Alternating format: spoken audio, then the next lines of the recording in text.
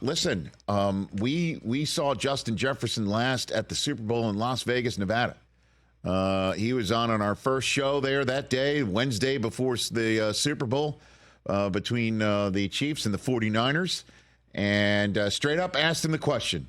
Straight up asked him the question that everyone wanted to know, and certainly he wanted to know. Hit it. Where is that bag? Where's the bag? Where's that bag? Where is that bag? I don't know, man. I'm looking for the bag just like you are. I'm looking for it just like you, dog. I'm waiting for the call. I'm waiting to experience that whole thing with my family, and it's life changing. So I'm waiting for it just like you are. Waiting for the bag. And as a matter of fact, unfortunately for Justin, the bag was there on that day. It was just our gift bag. Which, by the way, was filled with some very goodies. It was great. It wasn't $110 million. I was about to say, you stole my line.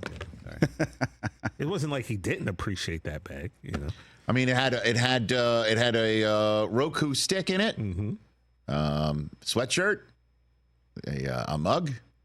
Yeah, one of those tumblers. Wasn't worth $110 million guaranteed. That's for sure. 140 over 4. Pay that man his money. That happened today. It happened today. Justin Jefferson, 4 years, $140 million, 110 guaranteed. It is a record deal in terms of a few things.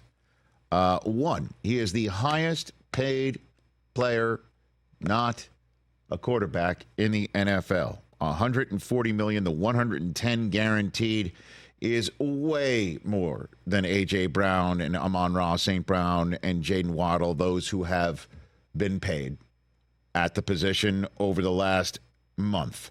Then you take a look at the $35 million per year. That is the most of anybody in the NFL who does not play quarterback. That beats Nick Bosa's $34 million in annual value by $1 million, $3 million over A.J. Brown, Chris Jones, and Aaron Donald. Yes, Aaron Donald.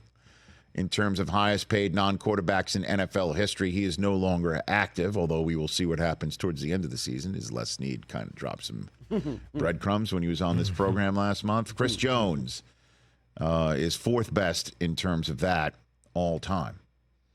Justin Jefferson. If there's anybody out there who's wondering what this means in terms of getting paid like a quarterback, the $110 million guaranteed is $10 million more than the guy who threw the ball to him last year.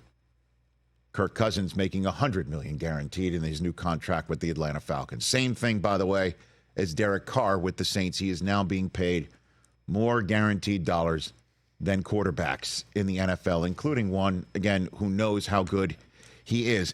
And if you are at all wondering if Justin Jefferson at age 24 is worth this amount of money, if for some reason you might be sitting here and you haven't played a single lick of fantasy football over the last 4 years, or you haven't paid much attention to Minnesota Vikings football, and you might be sitting here wondering if this is, in fact, a worthy contract.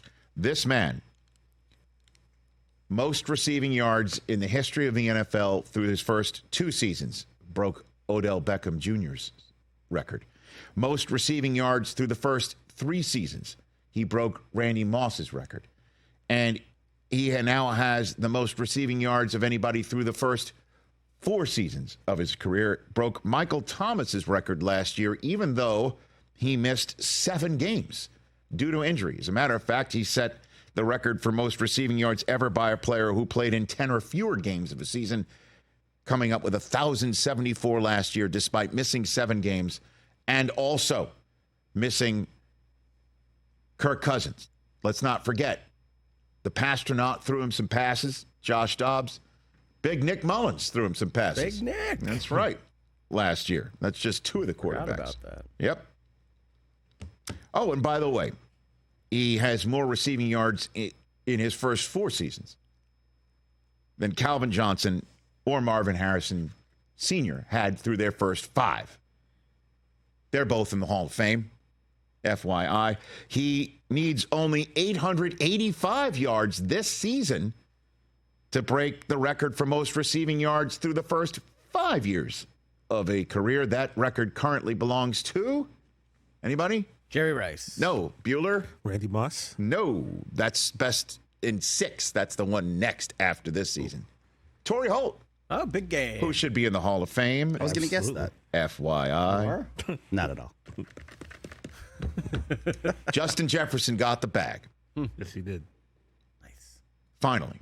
Now then, Found it. let's talk about 3 people who are most happy about this. I know 2 of them. Number one. Anybody who roots for the Minnesota Vikings, you should be happy about this because your team didn't trade him away. Your team didn't say, you know what, you're great. All the stats that Rich just read, most receiving yards for the first 2, 3, 4 seasons of a career, and most likely 5, barring anything completely unforeseen happening to Justin Jefferson.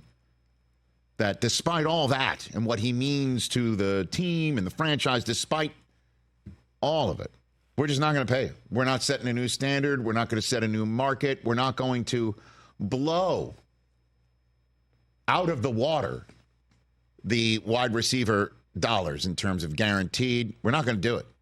Just won't do it. Sorry. We're not going to do that. Although Mike Florio did say they kicked a tire or 2 on Malik Neighbors on the draft night. Yeah, I heard that. Yep. But they didn't do it. And they signed him. And they got it done. And they didn't wait all summer. They didn't let him show up to training camp and get all those questions. And they also set themselves up for success this year as they are making a transition from Kirk Cousins to 2 other guys who are very happy. One, his name is Sam Darnold. Indeed. Congratulations, Sam. The football gods have been kicking you in the nards all the way from your time coming out of USC, being drafted by a Jets team that was in total complete flux, and then fluxed it all up for you. Fluxed it all. All right. Then finally gave you your exit visas to Carolina, where you had 3, 4 MVP-type weeks in your first month there, and then that all went to you know what. And then you go to San Francisco, and yes, you were in a good system there. But now in your spot here in Minnesota, where again, I have been told, I have heard, I believe Daniel Jeremiah even said this here on this program, that Darnold was told prior to the draft, this season of 2024 is yours. If we do get a kid in the draft, we intend to not play him, and you can be this year's Baker Mayfield. By the way, who's not making as much guaranteed dollars as Justin Jefferson. Oof. And this is your opportunity. And then there's J.J. McCarthy. If you think he's going to get the start this year, fine. I still don't believe it, but guess what? They got a J.J. for this J.J. to throw to when it's time. And that's what you need to do. Look at what the Bears have done to set up their rookie quarterback in his first year. When J.J. McCarthy is ready, he will have his own J.J. to throw to. That's exactly what you need to do. Good job. And then the other person who is doing absolute cartwheels today. I mean, wherever he is, give him a cigar and light it up. We knew this was going to happen. His name is CeeDee Lamb. Holler at your boy. Who had every possible right to stake a claim to that Offensive Player of the Year award this year. Has everything and the biscuit at this position. Has had, although not as many yards as Justin Jefferson in his first few years in the NFL, but there are some other metrics that he is bested. Yes. Justin Jefferson. And there is no doubt who is the engine of this offense down the field, off the line of scrimmage, coming out of the huddle, who keeps defensive coordinators up at night prior to a game against the Dallas Cowboys. It is number 88, an 88 clubber of the first variety. CeeDee Lamb. Holler at your boy. And it does not appear to me, again, does not appear to me at all that he's a reason why the Dallas Cowboys can't break through in January. As a matter of fact, he is part of the solution as the day is long. And as you know, in a few weeks, it's the longest day of the year coming up. And still, what do I love more than being right? The ability Making money to come on this show and say, I told you so. 4 words. They're so much fun. Aren't they the same thing? You being right and I told you so, though? Gentlemen, the day before the draft in Detroit, Amon-Ra St. Brown signed a contract that made him the highest annually paid wide receiver in the NFL with $77 million guaranteed. Whew.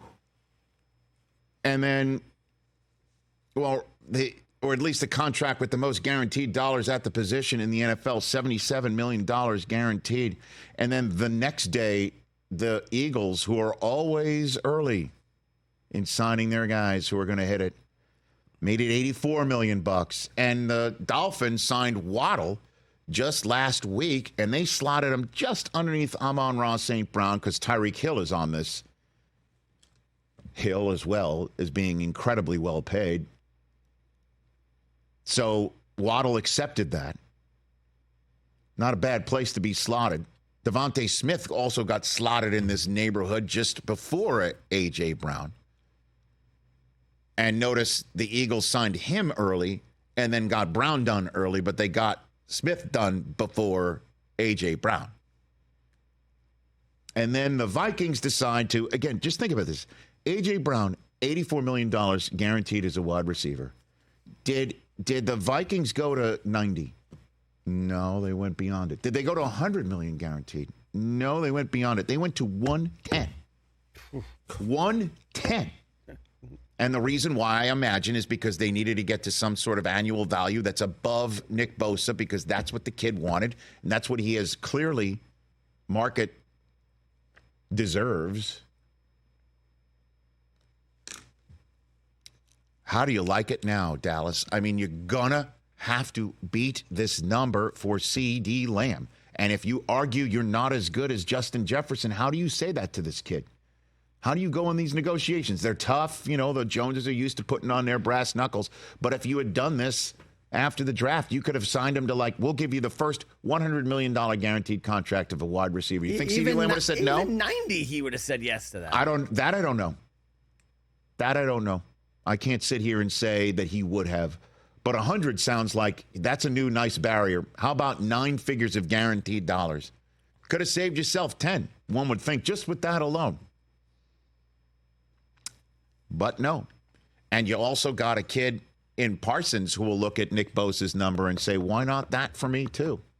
And then you got a quarterback who, by the way, after Justin Jefferson's signing today of $110 million guaranteed, $10 million guaranteed better than 2 quarterbacks closest to him, Kirk Cousins and Derek Carr. Do you know who the quarterback just above him on this list is now? His name is Dak Prescott at $126. And he's probably looking at this thinking, that's going to have to be a hell of a lot higher than that. You take a look at the other guaranteed dollars, Jared Goff's guaranteed dollars, so on and so forth. Wait till Trevor Lawrence and Tua sign. And they're going to. And you heard Tom Pelissero say on this show Friday that nobody at the quarterback spot is going to sign a contract for fewer annual guaranteed fewer dollars per year than 50. The price only goes up. I don't understand it. And I feel so silly saying to, well, listen, Jones family, this is the way you should be doing business because they're doing just fine. But I don't understand when you're running this business to just figure it out, get the cap room, get everyone signed before it goes even higher, because it will. It will. And the reason why I know that is because it always does. Congratulations to the Vikings. They got their guy. And to all their fans and to Sam Darnold and J.J. McCarthy and to CeeDee Lamb, and name another receiver. Jamar Chase, college teammate. How you doing? T. Higgins must be flipping out right now because he's under the franchise tag, and there's no way the Bengals are going to let him out of that when Chase is going to have to get paid what he's going to have to get paid. Name a receiver. They're going to go. And if I'm the Cowboys, I don't want the Bengals setting a damn cent of my market. Why'd you let the Vikings do it and the Eagles do it and the fill in the blank? It's coming. I don't get it. Catch the Rich Eisen Show every single day on the Roku channel, 12 to 3 Eastern, for free.